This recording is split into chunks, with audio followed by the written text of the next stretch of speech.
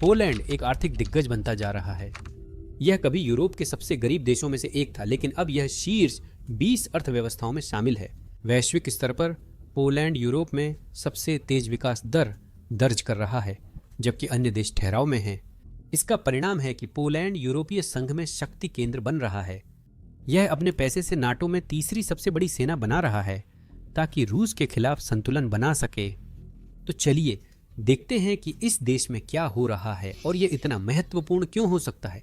सबसे पहले आइए समझने की कोशिश करते हैं कि पोलैंड की पृष्ठभूमि क्या है। पोलैंड का इतिहास उतार चढ़ाव से भरा रहा है, जिसमें बहुत ऊंचाइयां और विनाशकारी गिरावटें शामिल हैं। कभी यह महाद्वीप का सबसे शक्तिशाली देश था, लेकिन कुछ समय इसके अस्तित्व में न होने की भी घटनाएं हुईं। इसका एक कारण पोलैंड का भूगोल है। यह देश यूरोपीय मैदान के बीच है, जिसके पास पश्चिम या पूर्व में कोई सुरक्षा नहीं है। इसका मतलब था पोलैंड 13वीं सदी में मंगोलों के समय से आसान निशाना था, पर वह हमेशा शिकार नहीं रहा। 17वीं सदी में पोलिश लिथुआनियाई राष्ट्रमंडल के तहत पोलैंड ने अपनी सबसे बड़ी सीमा हासिल की थी, जिसमें आज के Poland, Lithuania, Latvia, Estonia, Belarus, Ukraine और रूस के कुछ हिस्से शामिल थे।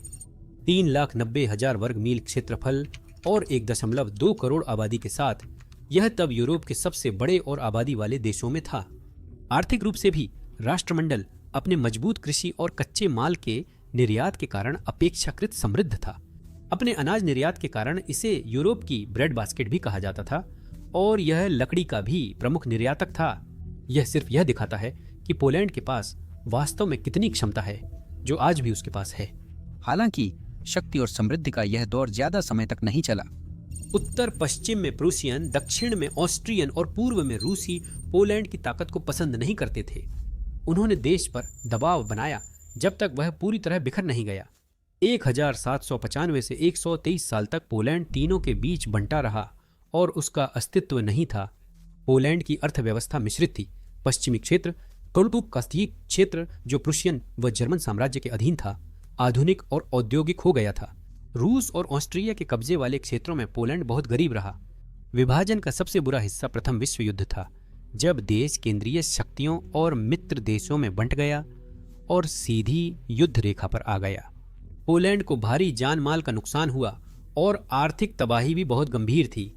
हालांकि युद्ध खत्म होने के बाद कुछ उम्मीद नजर आने लगी। रूस में कम्युनिस्ट क्रांति और प्रथम विश्व युद्ध में केंद्रीय शक्तियों की हार ने एक शक्ति शून्य पैदा कर दिया। यह पोलैंड के लिए 1918 में मिली स्वतंत्रता फिर पाने का मौका था, लेकिन पोलैंड की आर्थिक स्थिति अभी भी खराब थी। यह हाइपर इन्फ्लेशन, बेरोजगारी और 1929 की महामंदी से बुरी तरह प्रभावित था। जैसे ही पोलैंड फिर से संभलने लगा, द्वितीय विश्व युद्ध शुरू हो गया। 1939 में पोलैंड पर पश्चिम से जर्मनी और पूर्व से सोवियत संघ ने हमला कर दिया और आने वाले कई वर्षों तक यह युद्ध की अग्रिम पंक्ति में रहा। देश फिर तबाह हुआ और उसकी अर्थव्यवस्था बर्बाद हो गई। लगभग 60 लाख पोलिश नागरिक मारे गए, जो कुल आबादी का 20% था। जर्मनों ने राजधानी का 80-90% हिस्सा नष्ट किया। पोलैंड की बुनियादी ढांचा नष्ट हुआ, सोना और खेत लूटे गए। देश यूरोप के सबसे गरीब देशों में से एक बन गया और दशकों तक ऐसा ही रहा।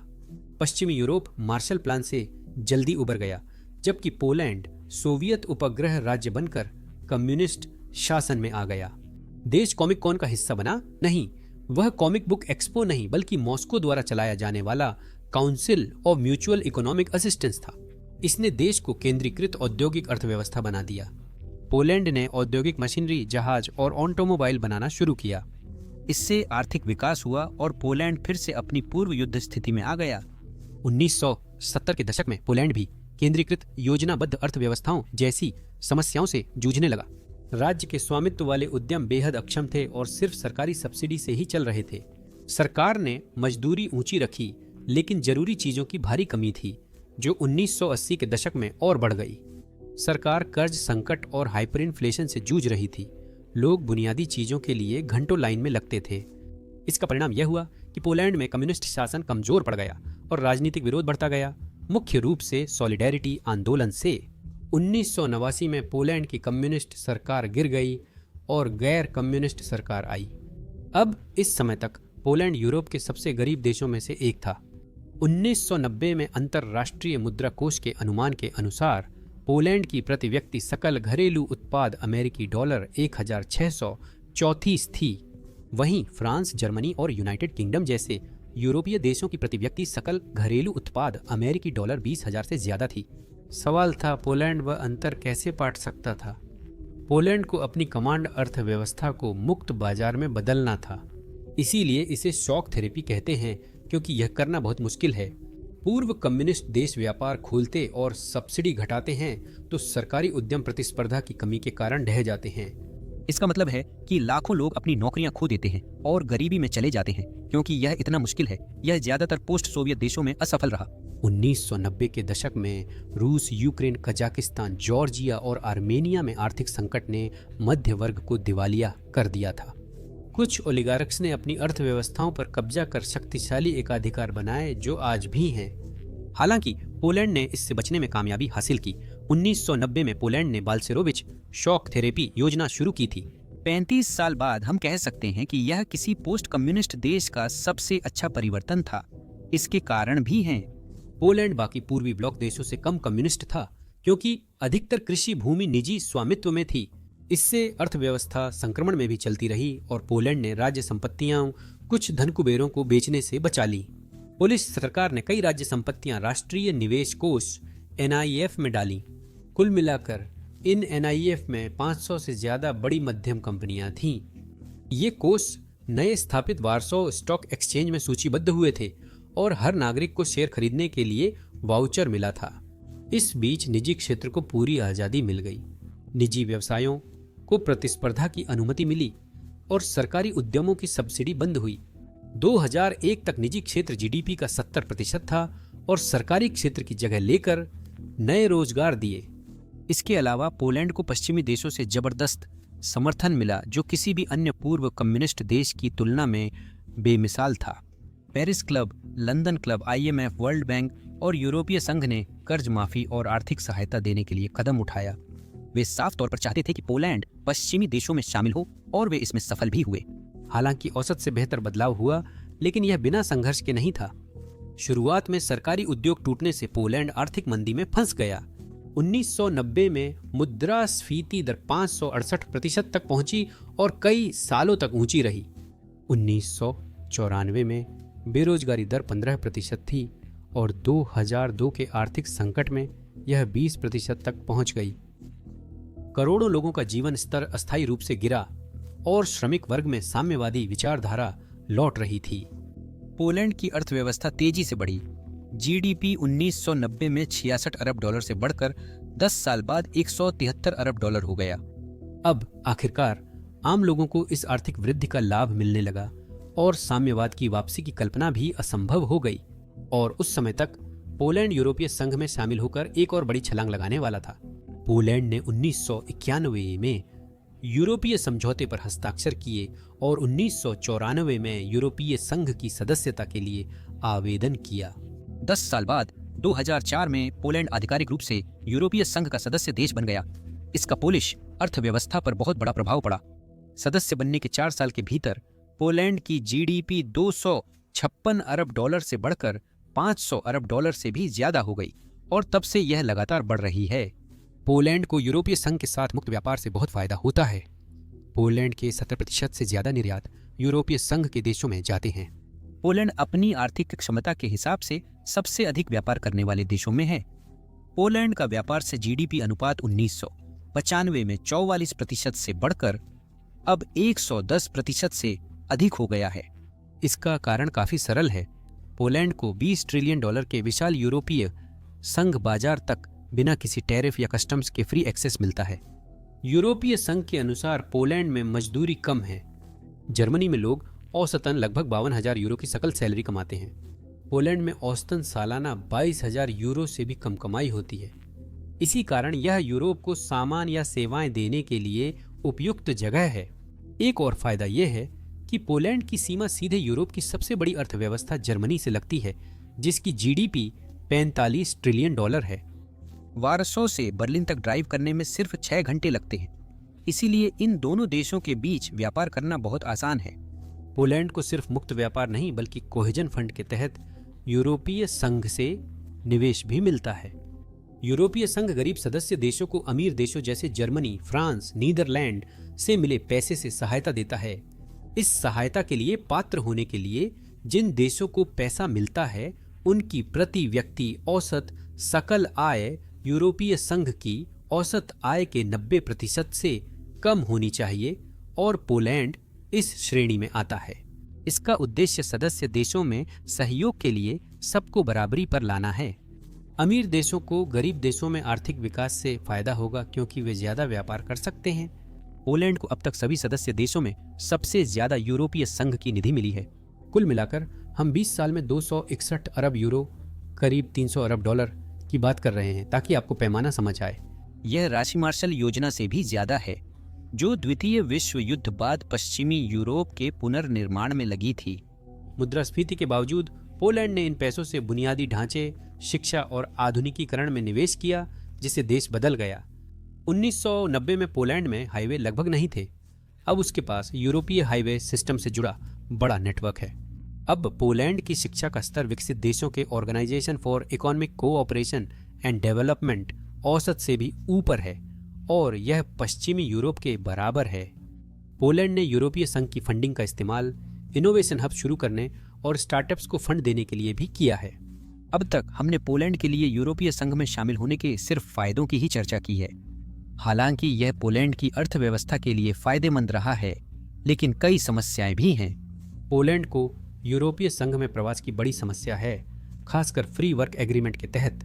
मूल रूप से यह किसी भी यूरोपीय संघ के नागरिक को किसी भी अन्य यूरोपीय संघ देश में बिना किसी विशेष वर्क वीजा के काम करने की अनुमति देता है। कम वेतन वाले देशों के लोगों के लिए, जैसे पोलैंड, अधिक वेतन वाले देशों में काम करना आकर्षक होता है।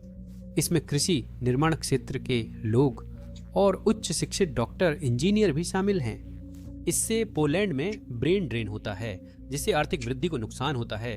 शुरुआती वर्षों में यह एक बहुत बड़ी समस्या थी, जब लाखों लोग विदेशों में रहकर काम कर रहे थे। इसका एकमात्र फायदा यह था कि वे अपने घर पैसे भेजते थे। पोलैंड की अर्थव्यवस्था बढ़ने से अब ज्यादा लोग यहीं रुक रहे हैं। अब तो उल्टा ब्रेन ड्रेन की भी बातें हो रही हैं, क्योंकि पोलैंड प्रवासी समुदाय के लोग वापस लौटकर इसकी आर्थिक सफलता में हिस्सा ले रहे हैं। फिर भी ब्रेन ड्रेन की समस्या सुलझने पर भी यूरोपीय संघ पोलैंड के लिए पूरी तरह सही नहीं है। जब यूरोपीय संघ को दिक्कत होती है, पोलैंड को भी समस्या होती है। 2008 में अमेरिका से शुरू हुई मंदी ने यूरोप को बुरी तरह प्रभावित किया। अमेरिका ने फिर तेजी से विकास किया, जबकि यूरोप एक दशक तक ठहरा रहा।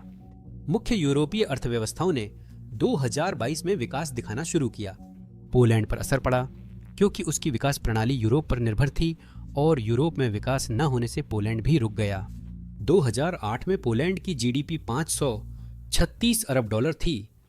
9 साल बाद 2017 में यह अभी भी थोड़ा कम था, 528 अरब डॉलर। यह परिणाम निराशाजनक था। ऐसा लग रहा था कि पोलैंड मिडिल इनकम ट्रैप में फंसकर कभी शीर्ष पर नहीं पहुंच पाएगा। इन कठिनाइयों के बावजूद पोलैंड ने 2017 के बाद जबरदस्त वापसी की।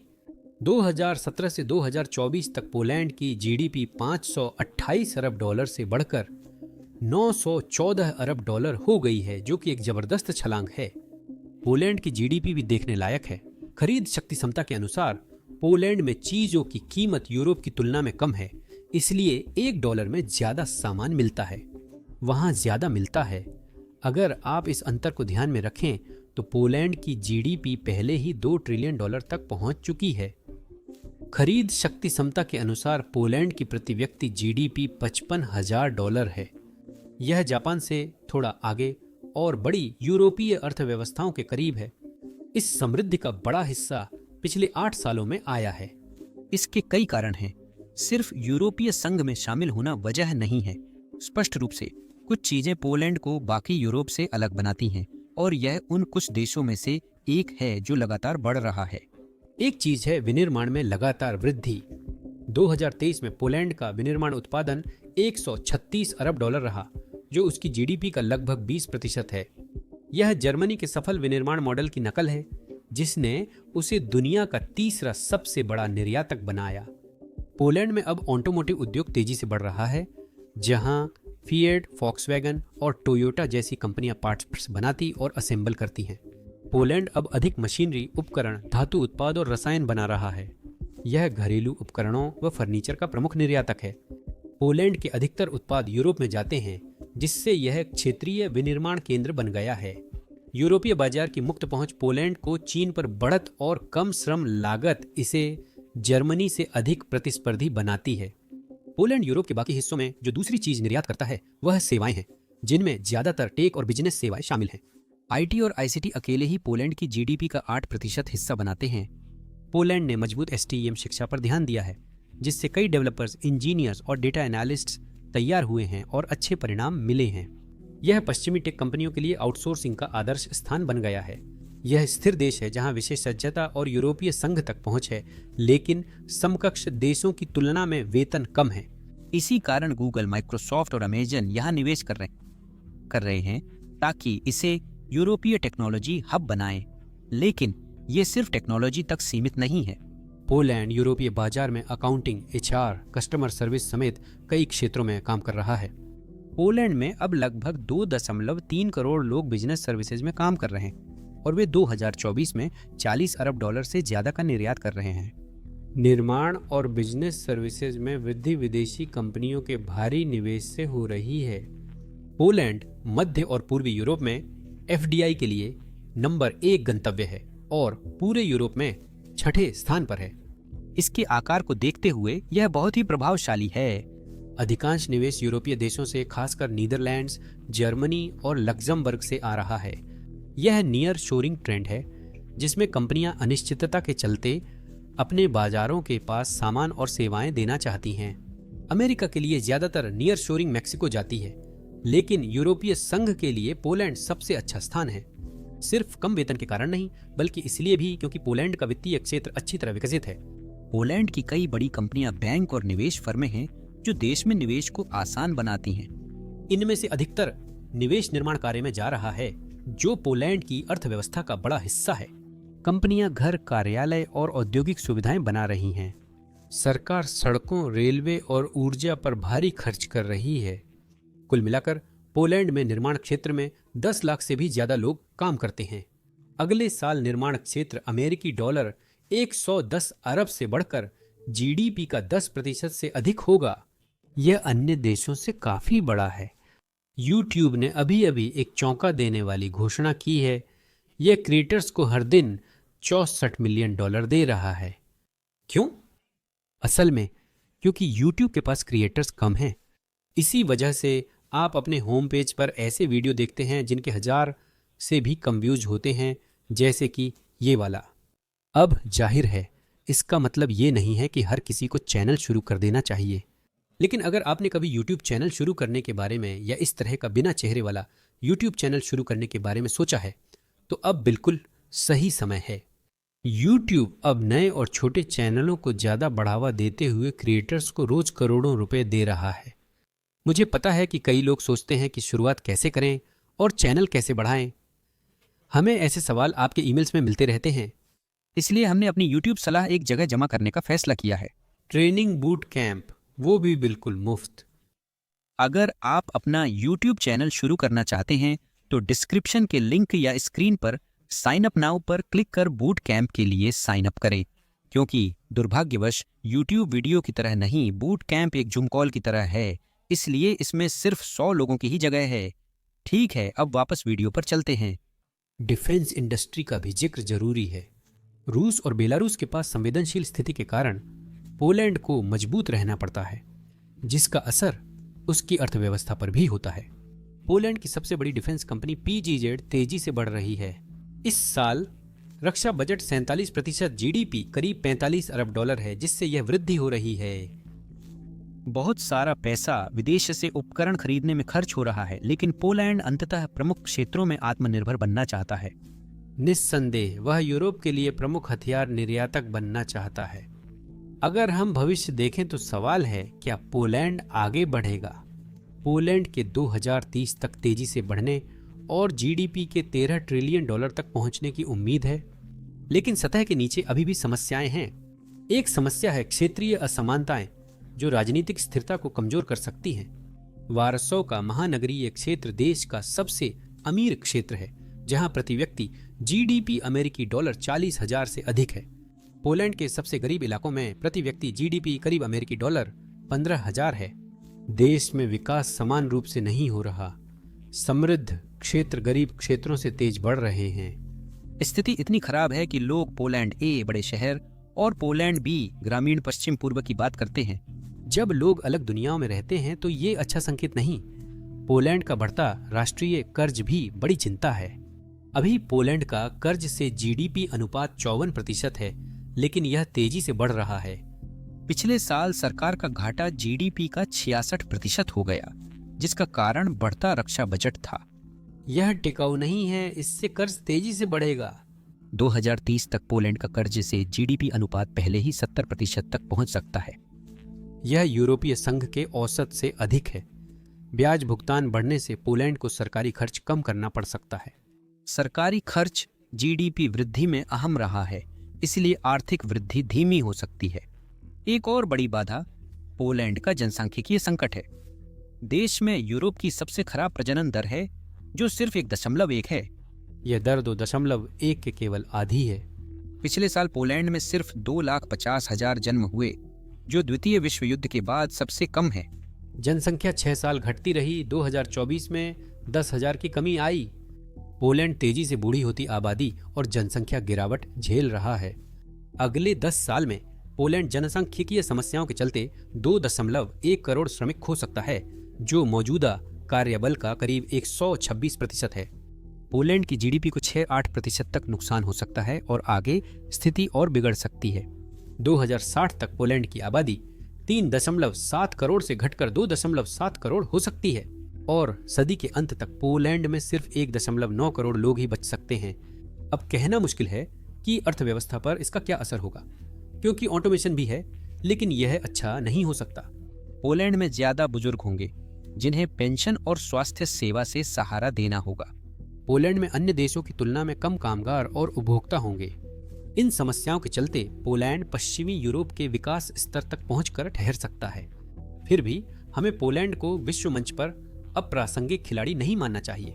यह यूरोप में बड़ा प्रभाव डाल सकता है, जैसा 17वीं सदी के स्वर्णिम दिनों में था।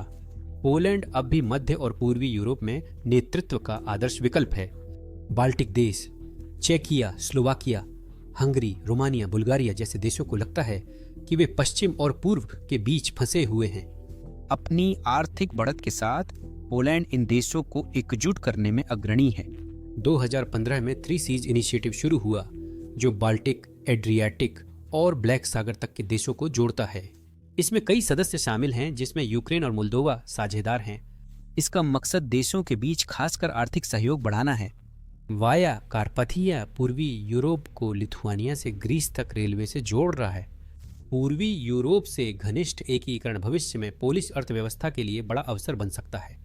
पूर्वी यूरोप के विकास के साथ पोलैंड अपना व्यापार पश्चिम से पूर्व की ओर स्थानांतरित कर सकता है और पश्चिमी यूरोप की स्थिरता से बच सकता है। इस बीच पोलैंड तेजी से क्षेत्रीय रक्षा का गारंटर बनता जा रहा है। मुख्य रूप से रूस के मुकाबले के रूप में पोलैंड, लिथुआनिया और यूक्रेन के बीच ल्यूब्लिन त्रिकोण और पोलैंड, बाल्टिक देश, चेक गणराज्य, स्लोवाकिया, हंगरी, रोमानिया और बुल्गारिया के बुकारेस्ट 9 क्षेत्र के साथ क्षेत्रीय रक्षा सहयोग लगातार बढ़ रहा है। पोलैंड इन समूहों का नेता है और अपने बड़े सैन्य बजट से नाटो में अमेरिका और तुर्की के बाद तीसरी सबसे बड़ी सेना बना रहा है। यह पोलैंड को उसकी सीमाओं से अधिक प्रभाव देता है, जो नया विचार नहीं है।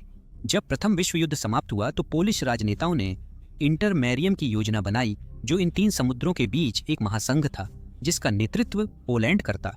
मुख्य उद्देश्य जर्मनी रूस के बीच संतुलन बनाना था, लेकिन पोलैंड पूर्व पोलिश लिथुआनियाई राष्ट्रमंडल को भी पुनः स्थापित करना चाहता था। 2025 में मध्य पूर्वी यूरोपीय महासंघ की संभावना कम है, लेकिन चीजें उसी ओर बढ़ रही हैं। धन्यवाद।